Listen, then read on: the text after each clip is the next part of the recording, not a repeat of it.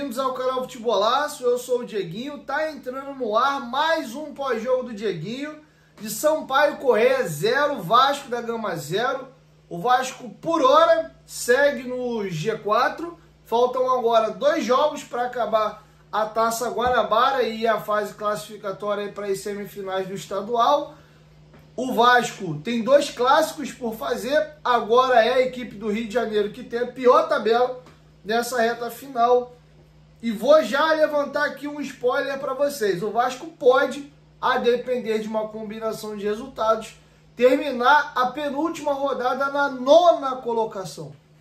O Vasco termina essa rodada em terceiro, mas como está absolutamente tudo embolado, 6 equipes podem passar o Vasco aí. E a gente terminar a próxima rodada na 9ª colocação. 9ª ou 8ª colocação por ali. Olha, que situação patética. Quem me acompanha há bastante tempo aqui no canal sabe que eu sou um cara mais polido, de escolher bem as palavras, não sou de pegar tão pesado, mas eu vou permitir falar como torcedor nesse comecinho aqui do meu pós-jogo. E aqui é o torcedor falando, não é o analista, o profissional. Olha, como torcedor hoje, eu me senti envergonhado por ver a atuação do Vasco e tive 2 sentimentos. Nojo, foi o que me deu, do time. E quando eu falo do time, eu tô falando do futebol apresentado. Eu não tô falando do CPF, dos atletas, né, da pessoa física de cada um. Foi o que eles apresentaram em campo. Me deu nojo. E foi asqueroso ver esse time do Vasco hoje jogar. E o pior, se a gente for pegar o recorte dos últimos jogos do Vasco, o jogo do Volta Redonda foi muito ruim e já acendeu a bandeira amarela, porque o Vasco jogou mal, mas teve algum momento ali, depois da parada técnica até o final do primeiro tempo, o Vasco ainda teve a bola, incomodou um pouquinho Volta Redonda, tomou o gol, já empatou na sequência, tomou um 2-1, conseguiu ir buscar. Contra o Fluminense, foi de embrulhar o estômago, foi o pior jogo do Vasco no ano. E olha, dá para dizer que o Vasco vem se superando rodada a rodada. Porque bem ou mal, o pior jogo do ano na rodada anterior com o Fluminense foi um clássico. Sendo que o Vasco fez um jogo igual ou pior hoje contra o Sampaio Corrêa, irmão. Aí fica difícil. E aí eu preciso falar de algumas coisas aqui e eu tenho que traçar um paralelo do Carille pro Pedrinho, Felipe e Marcelo Santana. Porque eu já vou começar o pós-jogo jogando aqui um questionamento para vocês. Quem é o maior culpado por essa partida patética, asquerosa e vergonhosa que o Vasco fez hoje? De novo, é o Carille que não consegue dar repertório, não consegue minimamente dar uma estrutura para que esse time com as peças que tem consiga render mais um pouco? Ou o maior culpado é o Pedrinho, é o Marcelo Santana e o Felipe, que não consegue entregar um material humano melhor para o Fábio Carille? Já vai respondendo aqui nos comentários ou vai refletindo, porque eu vou já começar respondendo essa pergunta para vocês. Antes, lembrar vocês aí que a Bet Nacional, a Bet dos brasileiros, é a nossa mais nova parceira aqui no canal Futebolaço. Vai fazer suas apostas, dá aquela olhadinha marota lá na Bet Nacional. O link tá aqui, ó, na descrição do vídeo, no primeiro comentário fixado. Pô, Dieguinho, não vou postar hoje não, mas já faz o teu cadastro, abre tua conta lá na Bet Nacional, que vai fortalecer demais aqui o nosso trabalho e você tem uma opção a mais aí na hora de fazer as suas apostas, beleza? A Bet Nacional aí está 100% regulamentada, é uma gigante aí do mercado nacional. Na hora de fazer suas apostas, vai lá também na Bet Nacional. Lembrando-se que você é maior de 18 anos e apostar com responsabilidade. Você pode ganhar, mas também pode perder. Isso aí não é renda extra, é só entretenimento. Então seja responsável antes de apostar, beleza? Bet Nacional, parceira do canal Futebolaço. O link tá aqui, ó, na descrição do vídeo, no primeiro comentário fixado. Rapidinho, lembrar vocês aí que a Golcase é a nossa parceira aqui no canal Futebolaço e parceira também do Vasco da Gama. Use o cupom GOVASCO para você ganhar um desconto na sua compra, tá? Nós temos copos térmicos lá na Golcase, você consegue também comprar garrafas térmicas, são vários modelos, 950, 650, 500 ml. Dá uma olhadinha lá, tem o nosso copo térmico novo aí, lançamento de 1 litro 150, coisa linda. Você pode usar ele com tampa e canudo ou tirar a tampa igual o copo normal e usar ele aqui dessa maneira. Tem mochila também, capinha de celular, muita coisa legal. Quem for nas capinhas comprando 2, vocês levam 4, beleza? Golcase, parceira do canal Futebolaço, só não esqueça de utilizar aí o nosso cupom. Dito isso, galera, vamos agora responder a pergunta que eu fiz. Eu acho que o maior culpado é o Pedrinho, o Marcelo Santana e o Felipe. Eu faço questão de falar do trio, porque o Pedrinho é o presidente, ele que dá a estrutura e é ele que contrata os profissionais. Se fulano trabalha bem ou mal, foi contratado pelo Pedrinho. Então ele, como responsável máximo da instituição, sempre tem que ser responsabilizado. E o Santana, que é o executivo que está ali para fazer a negociação, e o Felipe, que é o coordenador técnico. A Globo hoje, inclusive, fez um serviço interessante de mostrar as reações do Felipe no transcorrer do jogo. O tempo inteiro com raiva, puto, reclamando ali da situação da equipe. Mas eles também estão trabalhando mal, né, Felipe? E aí, por que eu fiz essa pergunta? Óbvio que o Carille talvez poderia melhorar alguma coisa, mas com relação à escalação e formação, eu não consigo condenar o Carille e eu vou explicar o porquê do meu argumento. O que o Vasco tem hoje de mais opção e de mais qualidade, pelo menos no papel? É o setor de meio campo. Nós temos 5 volantes aqui de qualidade, apesar de não estarem jogando bem nesse momento, mas é o setor que nós mais temos nomes. Você tem para o meio campo no terço final Coutinho, Alex Teixeira, o menino Zuccarello, que fez uma boa Taça São Paulo, está começando a ganhar oportunidades. E aí a conta é simples. O Vasco não tem profundidade, não consegue chegar no terço final, é um time lento, é um time que precisa urgentemente de jogadores de beirada e ir jogar aí no 4-2-3-1, no 4-3-3. Precisa, com os volantes que nós temos e com a característica dos mesmos e dos nossos meias, não dá para entulhar o time aí de volante e meia. Não dá. Já está mais do que provado de que não vai rolar. Sendo que, beleza, Dieguinho, a formação não encaixou. Vamos botar os pontas então? Aí é que vem um problema.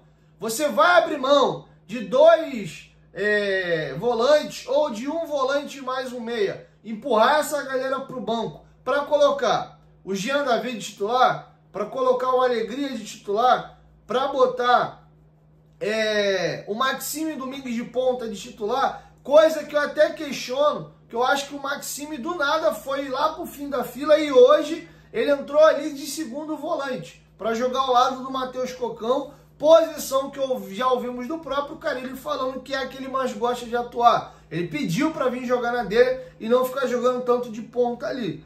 Então assim, é complicado. Escolhe qualquer 2 aí. Hugo Moura e Tietê, Paulinho e Jair, Paulinho e Tietê, Hugo Moura e Paulinho, não interessa. Você escolhe 2 aí ao seu gosto e aí você vai deixar 3 no banco. Você vai deixar, Cocão, Hugo Moura e Jair. Esses 3 aqui vai começar Paulinho e Tietê. Tu vai deixar esses 3 caras no banco pro Alegria e o Jean David começar o jogo de titular? Faz sentido na tua cabeça? Então, pra mim, o que o Carille tá fazendo é isso, cara. Eu não confio nos pontas que eu tenho. De fato, quando entram, agregam muito pouco. Pelo menos, cara, eu vou morrer abraçado com os jogadores que têm mais qualidade. Vai que os caras conseguem aí, na individualidade, na qualidade, fazer alguma coisa. E é o que o Carille tem feito. Ele tem culpa, ele é o treinador, ele é o comandante, mas eu não consigo condená-lo pela formação que ele está jogando. E aí eu respondo a pergunta. O maior culpado é o Pedrinho, o Marcelo Santana e o Felipe. Eles não dão material humano para o Carille trabalhar. Tá claro que esse meio campo com esses jogadores não vai rolar. Pior ainda ser um Paulinho. Por mais que o Paulinho não venha jogando bem, pelo menos ele é um jogador de dinâmica, de arraste, de mobilidade, de dar opção. O Vasco é um time lento, pesado, moroso, jogadores sem confiança, abusando de toques pro lado e para trás. E aí dá para falar de N jogadores. O Payet, que chama pouco a responsabilidade, as poucas vezes que ele tentou se fazer presente e minimamente chamar a responsabilidade, ele conseguiu algumas coisas. Teve jogada que ele achou o Piton ali na esquerda para o Piton fazer o cruzamento. Teve uma jogada, inclusive, que culmina, que foi a única chance de perigo do Vasco no primeiro tempo, com a tijolada do Jair de fora da área, que o passe era no Zuccarello, o Zuccarello furou, o Jair ligado entrou na bola, deu uma paulada e o Zé Carlos fez uma defesa. Foi uma assistência do Payet. As pouquíssimas vezes que o Payet entrou no jogo, o time do Vasco conseguiu alguma coisa. Teve uma bola na esquerda, por exemplo, que o Payet cruzou, a zaga corta, a bola sobra para o PH, ele corta para a esquerdinha, vai dar uma chapada, a bola pega no zagueiro, estoura para escanteio. Então, um pouquinho que ele fez um esforço para entrar no jogo, o Vasco criou. Já tinha tido uma jogada anterior de uma tabelinha entre ele e o Zuccarello, que ele finaliza até mal, isola a bola. Tem uma também com o Hugo Moura, que o passe vem. Não, ele dá no PH, se apresenta para receber, o PH escora, ele vai chapar, joga a bola lá em São Januário. Mas pouco. E pouco contra o Sampaio Corrêa e nada contra o Fluminense. E é isso que me incomoda no Payet quando eu falo com vocês. O time está mal postado, ninguém está jogando nada, mas a gente tem um jogador de R$1,5 milhão de salário por mês que não consegue minimamente fazer a diferença e chamar a responsabilidade, com todo respeito ao Sampaio Corrêa. Preciso dar uma breve pincelada aqui sobre o Léo Jardim. O Léo Jardim tá esquisito, cara. Ele tá estranho. A única jogada de perigo do Sampaio Corrêa no primeiro tempo foi um escanteio batido. O Léo Jardim vai sair para socar a bola. Ele erra o tempo da bola e, para nossa sorte, o zagueiro do Sampaio Corrêa furou o cabeceio. Se ele acerta o cabeceio, pimba, era 1-0. E no segundo tempo, um recuo de bola, se eu não me engano, do Payet, não vou lembrar exatamente quem foi, 47 minutos do primeiro tempo. O Léo Jardim vai abrir um passe, ele vai dar a bola no pé ali do jogador do Sampaio Corrêa, acho que foi o Max. Ele abre a bola no Alexandre, o Alexandre arrasta, bate cruzado, o Léo Jardim bate roupa para frente. E a sorte que a gente tem um jogador no Vasco que pode errar cruzamento, pode errar, às vezes, um gesto técnico ou outro, mas nunca a gente vê falta de entrega e vontade do Paulo Henrique. O Paulo Henrique é um touro, é muito rápido, muito veloz, vem correndo igual um desgraçado, se atira na bola, dá um carrinho e põe a bola para o escanteio. E olha, o jogo foi empatado, ambas as equipes não jogaram bem, mas se tivesse que ter um vencedor hoje, na minha opinião, seria o Sampaio Corrêa. O Sampaio Corrêa, nos contra-ataques, conseguiu incomodar o Vasco e, para nossa sorte, o Max é muito ruim, cara, é muito limitado. O que ele tem de iniciativa para fazer as jogadas e de velocidade para dar o tapa, ele aparece. Aí na hora dele finalizar ou passar, o menino destrói tudo aquilo que ele mesmo construiu. Para nossa sorte, as jogadas de mais perigo e mais agudas do Sampaio Corrêa caíram todas no pé do Max. Tem uma que ele vem na direita, vem costurando. Cara, era só ele bater de esquerda. Aí ele tenta ajeitar o corpo para bater de direita, bate de bico. O Paulo Henrique vai, salva ali e trava a bola. Tem uma jogada, o Cocão fez essa besteira 2 vezes. Veio uma bola. O Cocão era só recuar no zagueiro. Ele foi dar uma de Jair contra o Fluminense. Foi querer girar e sair jogando, bater a carteira dele. A jogada vem na esquerda, tem um cruzamento. E aí o Elias escora. O Max vai chutar, graças a Deus ele chuta todo torto lá em São Januário. Tem uma bola metida na direita, o Cocão vai tentar cortar, dá o carrinho, erra a bola, o Max domina, arrasta, vai chutar, chuta a bola lá em São Januário. A nossa sorte é que essas jogadas todas caíam no pé do Max. Se cai minimamente em condição para o Elias finalizar, já veterano, seus 36, 37 anos, jogador que teve uma passagem muito boa com a camisa do Atlético Goianiense, eu lembro muito bem dele. A gente estava dentro d'água e estava lascado e pelo menos um golzinho a gente tinha guardado hoje.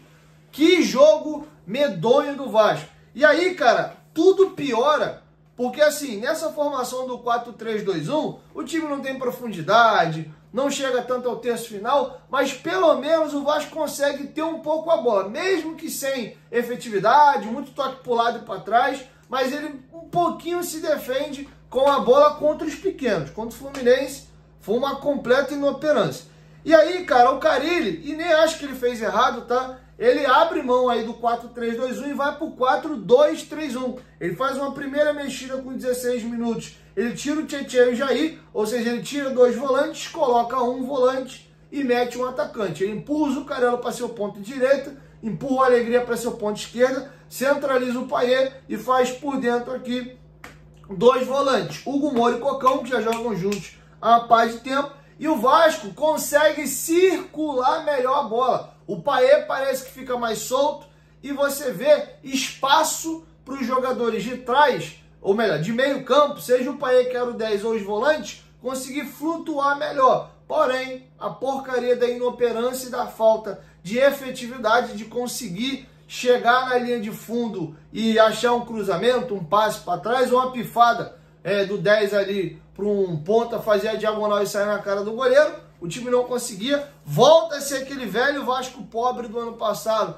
de chuveirinho tentando achar o Piton desesperadamente na área. O Vasco tem duas finalizações só no segundo tempo. Uma jogada ensaiada, deu uma falta, que o Payet vira a bola no Piton, o Piton cruza, o Zuccarello vem chutando, pegando a bola, pega fraco, bota para tiro de meta, e com 42 minutos o Jean David fora da área, dá uma tijolada de canhota, a bola ia na gaveta e o Zé Carlos faz um milagre. Vale um comentário aqui sobre o Jean David. O Jean David, cara, além de não conseguir no Vasco jogar o que ele jogava no México, de fato, a galera pega no pé dele com razão. O bicho ainda é azarado, cara, porque o Vasco poderia ter mais 4 pontos aí na tabela, tá liderando o campeonato e ele sai no grandão com o gol da vitória em minutos finais em 2 partidas.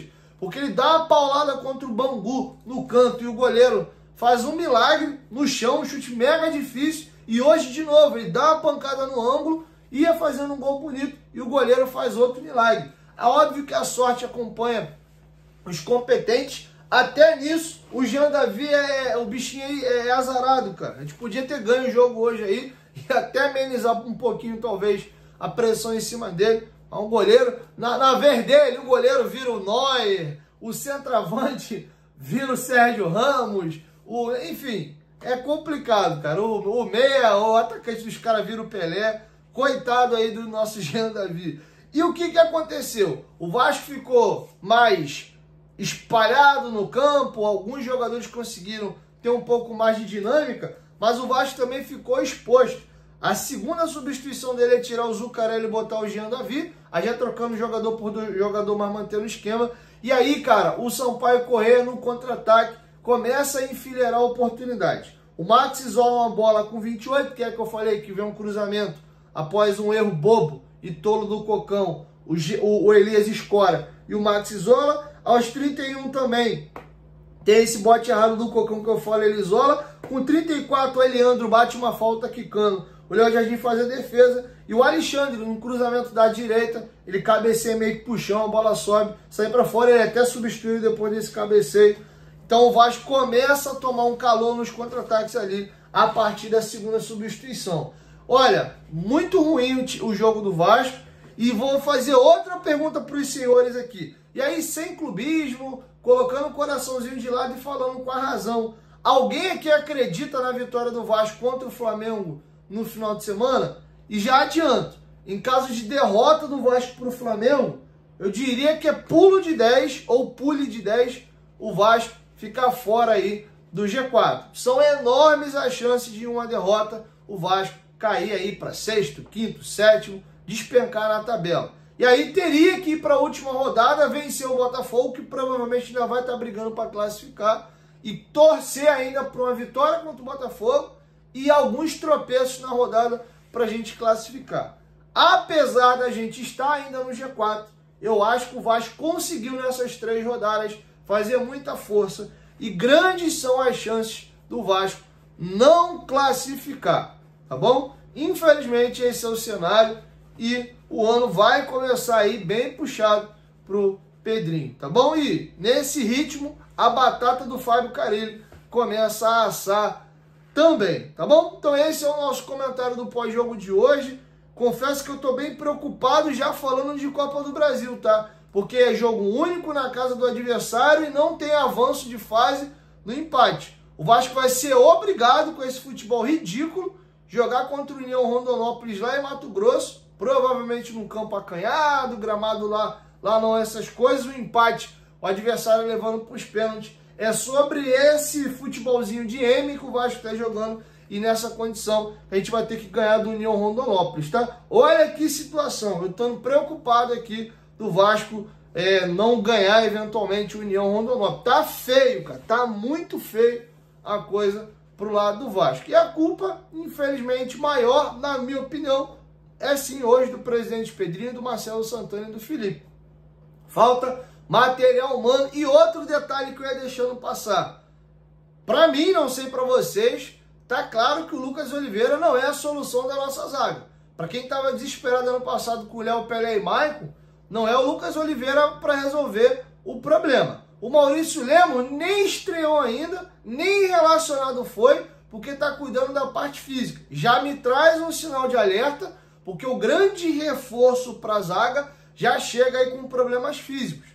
E aí qual é a garantia que eu tenho que o Lemos, depois de toda série de lesões que ele teve em 24, e já entrando agora no meado do mês de fevereiro e nem ser relacionado para um jogo ainda foi, ele vai resolver o nosso problema de zaga? Então qual é o meu medo aqui falando aí sobre janela? Não tenho convicção de que o nosso problema de zaga está resolvido e os pontas que passaram a ser momentaneamente a nossa maior carência, não chegou esse jogador ainda. São jogadores muito caros, jogadores de nível mesmo, são caros num clube que está com um orçamento bem restrito. Mas isso é um papo para mais à frente. Eu encerro esse nosso pós-jogo. Olha, doeu os olhos. Foi nojento como torcedor assistir o que eu assisti hoje. Não estou falando de CPF de ninguém, de ídolo, de caráter. Estou falando do jogo. Foi nojento ver o que esse time apresentou, tá bom? Use seu espaço aqui para comentários. Espero vocês de volta aqui no canal amanhã. Tamo junto.